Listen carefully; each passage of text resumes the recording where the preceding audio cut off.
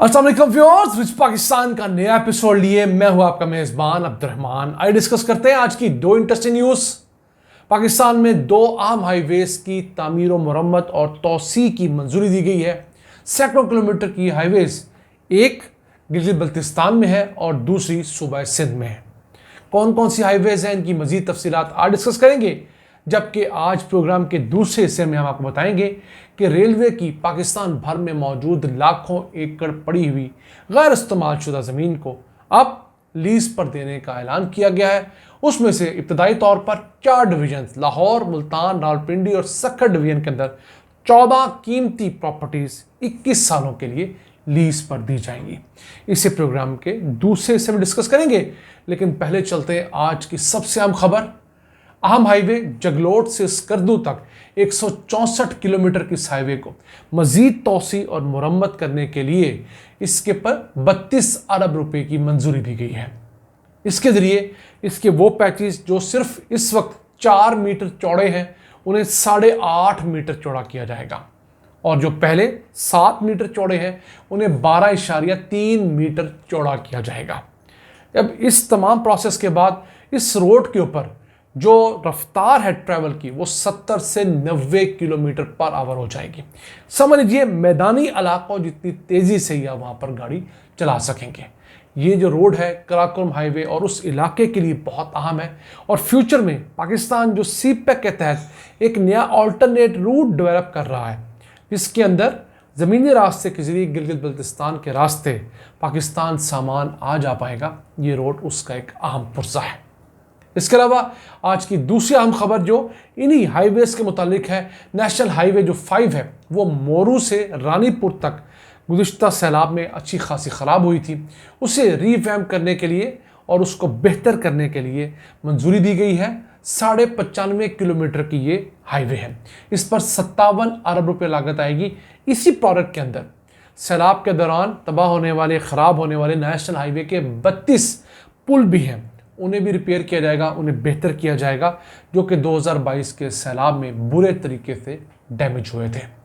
तो ये दो प्रोजेक्ट ऐसे हैं जो कि हमारे इस रोड नेटवर्क के अंदर बड़े ज़रूरी थे, और हम उम्मीद करते हैं कि ये इसी साल काम के ऊपर जाएंगे और लोगों के लिए आसाइश का सामान बनेंगे। आइए चलते हैं आज की दूसरी अहम खबर की तरफ। रेलवे की मुल्क भर में 1,68,000 एकड़ ज़मीन है और उससे बमुश्किल 4-5 अरब रुपये सालाना कमाया जाता है। माहिरीन का कहना है कि अगर रेलवे अपनी ज़मीन को प्रॉपरली लीज करे, हर साल उसका किराया बढ़ाए, तो इसी ज़मीन से 15 से 20 अरब रुपये सालाना आमदन हो सकती है। उस हिस्से में फैसला ये किया गया है कि मुल्क भर में 4 जो बड़ी डिवीजन्स हैं, जिसमें लाहौर, मुल्तान, रावलपिंडी और सक्खर है, इनके अंदर मौजूद 14 जो रेलवे यार्ड्स हैं उनकी ज़मीन फ़िलहाल लीज पर दी जाएगी 21 सालों के लिए, और हर यार्ड की अलहदा बोली होगी। कम से कम 20 लाख रुपए की सिक्योरिटी मुकर्रर की गई है। उससे ऊपर आप लोगों ने जाना होगा। उसके अंदर बड़े बड़े अहम ज़िले हैं, बड़ी बड़ी अहम जगह हैं, फिर बड़े बड़े अहम स्टेशंस हैं। अब अगर बात करें चकवाल स्टेशन की, तो चकवाल स्टेशन के साथ जो यार्ड है उसमें 35,000 मुरब्बा फुट रकबा मौजूद है जो लीज़ किया जाना है। फिर पिंड दादन खान में जो यार्ड है वहाँ भी इतना ही 35,500 मुरब्बा फुट रकबा है। सहाला रेलवे स्टेशन पर 18,000 मुरब्बा फुट है। फिर मलकवाल 24,000 मुरब्बा फुट है। फिर रेलवे बेकरी चौक रावलपिंडी के अंदर 19,000 है। मुरीड चौक रावलपिंडी के अंदर 8,000। पीर माल स्टेशन जो है वहाँ पर तो 40,000 मुरब्बा फुट रकबा है। फिर पावर हाउस सक्खर के अंदर कुछ 22,500 है। मर्दान में 13,600 है। चार सद्दा में 22,500 है। तो ये तमाम रकबे ऐसे हैं जो किसी न किसी तरह अब शहरों के अंदर या करीब तरीन वाक़ हो गए हैं। पहले ये शहरों से बाहर थे, अब ये वो रकबे हैं जहाँ पर बहुत सारी इकनॉमिक एक्टिविटी हो सकती है। मसलन यहाँ पर पेट्रोल पंप्स लग सकते हैं, कैश एंड कैरी की दुकानें खुल सकती हैं, खाने वाले रेस्टोरेंट खुल सकते हैं।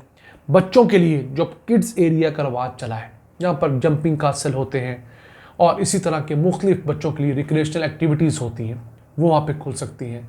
पार्क्स बन सकते हैं वहाँ पर।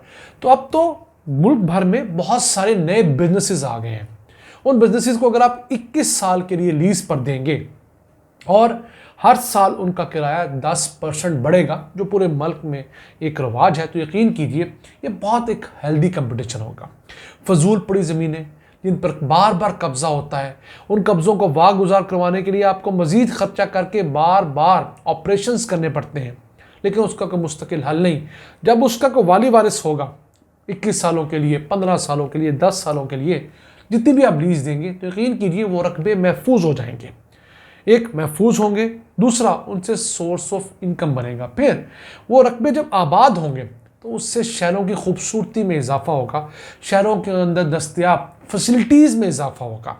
अगर कोई शख्स शहर के अंदर मौजूद रेलवे स्टेशन को या उस रकबे को बच्चों के लिए एक फ़न पार्क बनाने के नाम पर ले लेता है और वहाँ पर फ़न पार्क बना लेता है, तो आप उससे ज्यूम कीजिए कि उस इलाके के बच्चों के लिए कैसी हेल्दी एक्टिविटी मिल गई। लोगों के पास छोटे छोटे शहरों के अंदर मलकवाल हो गया, सहाला हो गया, पीर महल हो गया, वहाँ पर बच्चों को कहीं ले जाने की एक ऑप्शन मिल जाएगी। वो फैसिलिटीज़ जो रियासत पाकिस्तान, हमारे वफाकी और सूबाई हुकूमतें जो अपने मुख्तसर से बजट में नहीं दे पा रही, वो प्राइवेट सेक्टर के इन्वॉल्वमेंट के साथ हो जाएंगी। फिर इसी तरह की जो ज़मीनें मौजूद हैं, महकमे औकाफ की हैं, महकमे मतरूका वक्फ इमलाक की हैं, जिनको हम आम ज़ुबान में हिंदू औकाफ कहते हैं। इसके अलावा बहुत सारे दीगर महकमे हैं जिनकी सरकारी ज़मीनें पूरे मुल्क में पड़ी हैं, या उन पर कब्ज़ा हो रहा है या वो बंजर पड़ी हैं। तो उनसे पैसा कमाने का वक्त आ गया है। हम लोगों ने 76-77 साल ज़ाया कर दिए, अपने रिसोर्सेज को लेकर बैठे रहे, ऐसी पॉलिसीज़ नहीं बनाई जिसके ज़रिए महकमों को अपने कदमों पे खड़ा होने का मौका मिले।